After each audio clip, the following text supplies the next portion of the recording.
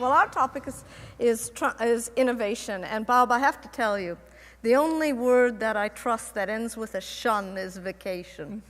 So, what is innovation in shared services and outsourcing, Bob? I actually thought you were going to ask me a harder question. Don't worry, I'm warming up. It's warming up. Okay. I think it's a bit of in the eyes of the beholder, but that's almost too simple of an answer, and you would skewer me at the end of the session if that's what I gave you the answer. So I'll give you my personal opinion of it. And I think we're not... Is that the same opinion you give your clients? Yeah, it is, most of the time.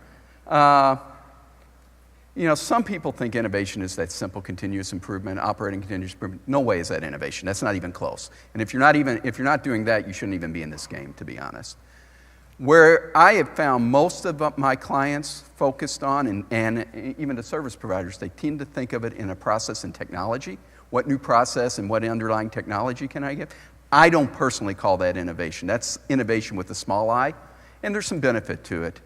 I think if you really thought of innovation in a sense of more breakthrough innovation, it's probably more in the information world. It's all this data analytics type of work. And if we're really focused on innovation there, that's what's going to have the bigger impact in terms of business value. We had a discussion yesterday afternoon in the executive exchange session, good dialogue as to where shared services even creates shareholder value or not. And if you're really going to drive shareholder value, I think it's more in that innovation world as opposed to just the process and technology world. Now it's time to get a little bit more interesting. By the way, we have this shtick down to a fine art.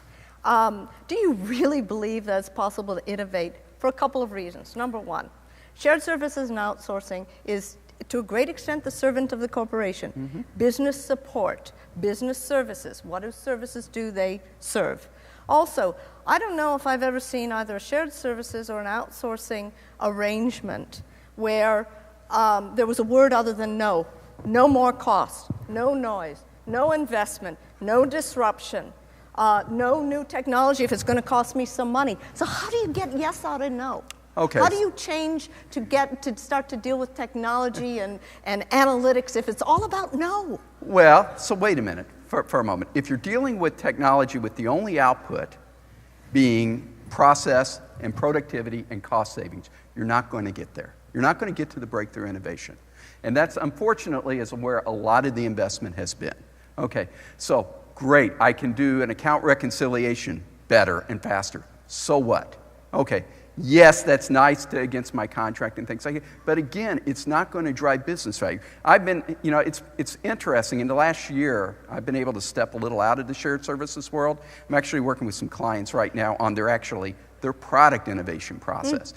It's really interesting when you step out of our world for a while and go see how some of these companies actually develop their product. And they look at it through a very different lens. They look at it from a business outcome perspective. There are only a few companies. Phil just made mention of his research, 80% lift and shift. I think that's probably right. It's certainly a place where we have historically been because most of this has still been first generation, maybe second generation outsourcing and shared services. And let's be really honest, most clients are two things. Give me cost savings and make it stable. That's all. That's what it's all about. With no noise. With no noise, silent running. So you're going to have to pick the few clients out there that are willing to take it a little further. Now, in the innovation side of the world, and the information side of the world as opposed to the process side, it's actually less disruptive. So if you think about innovation for a process, that's fairly disruptive, and it goes against the concept of no noise. But if you're into this information world for innovation, you can actually get by and do some breakthrough innovation and actually have a business impact and still not destroy the silent running of the basic operations. You really think so? I mean, if you think about it, to innovate, you have to be able to not only disrupt, but you have to be able to fail. If you look at, for example, Twitter was a failure for a number of years. I mean, you have to be able to embrace, you're familiar with the term, I don't know if you're a duck hunter, the flying duck strategy?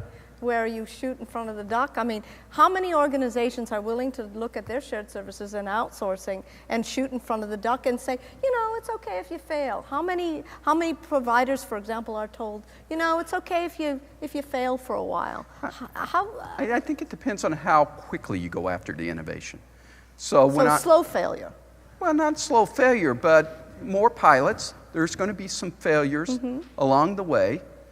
What my observation of those who have this business analytics path, very few, in fact, almost none, have gone down the path of go hire. What was it that Phil just said? We're going to have a shortage of 200,000 data scientists. They don't go out and hire 50 data scientists and put them into their organization. They hire 1, 2, 3. They try it in some pilots. They have some failures. I mean, we talked about even KPMG going down this path. You know, we went out and we bought this company called Wise Windows to do unstructured data. Well, you know what? We're going to fail a little. You know, we are in KPMG because we didn't go out and buy it and say, we know the perfect information set that we're going to go after. We said, we're buying some capability and we're going to start to deploy that capability in place. We're going to find some places that it's going to work. We're going to have some places that it isn't. And because of the nature of that, as opposed to it requires a big bang with a full process, I think you have some opportunities to more gradually introduce innovation. Talking about failure, not all cultures allow failure.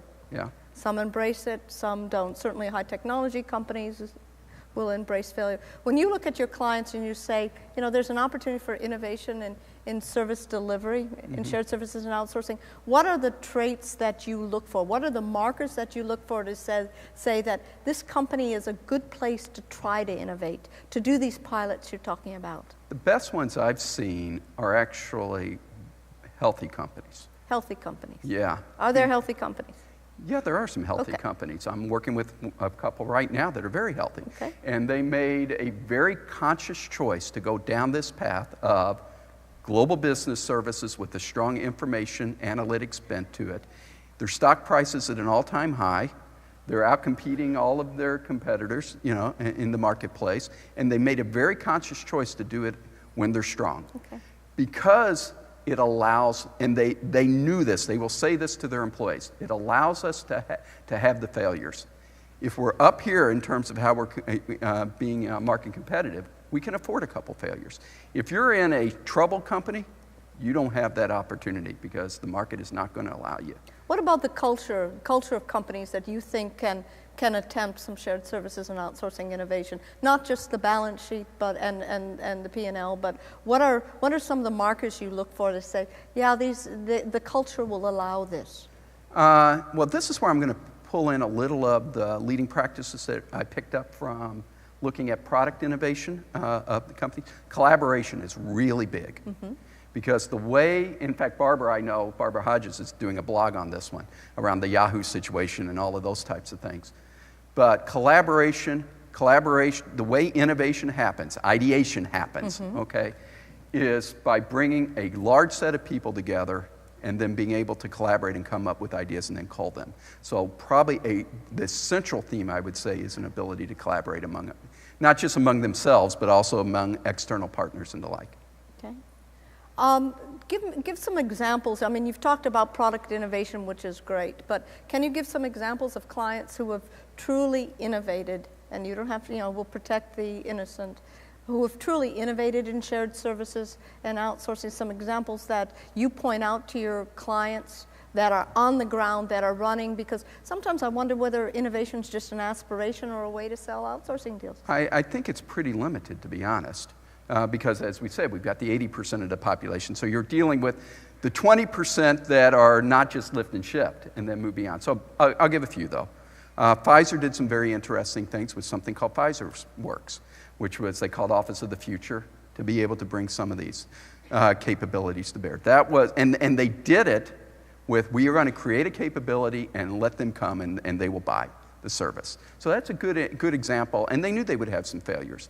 I think P&G has probably done some good things. They do some things around analytics as well, combined with their industry sort of services to be able to build that out and more business outcome oriented. But it's fair to say there's more to come. This innovation This discussion is, I mean, if you ask me, I can name 5 companies. I can't name 20. Okay, so not a trend yet. Not yet. And outsourcing providers who profess innovation, what do you think about them?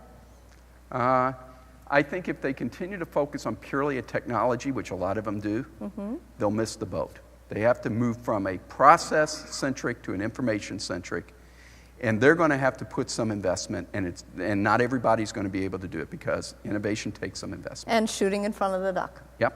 All right, thank you, Bob.